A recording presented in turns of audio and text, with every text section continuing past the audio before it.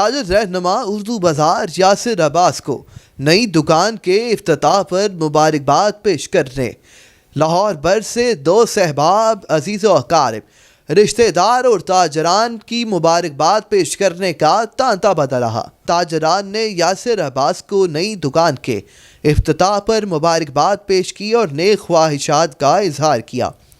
आने वाले मेहमानों का CEO यासिर अब्बास और मैनेजिंग डायरेक्टर मोहम्मद अली इस्तकबाल करते रहे। ताजरान का कहना था कि आजकल के मुश्किल मुआशी दौर में भी यासिर अब्बास वो शख्स हैं जो सस्ता और रियायती माल देकर खिदमत खल्क में मसरूफ़ हैं। ताजर रहनुमा यासिर अब्बास ने आने वाले मेहमानों का शुक्रिया अदा किया और तोहफे में गिलाफ़े काबा अपने दस्ते मुबारक से दिया। आपका बहुत बहुत शुक्रिया इनका, इन्होंने हमें गिलाफ़े काबा दिया है।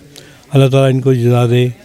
बहुत बहुत शुक्रिया इनका जी। साथी कैमरामैन के हमरा मलिक अंसब, निज़ाम TV लाहौर।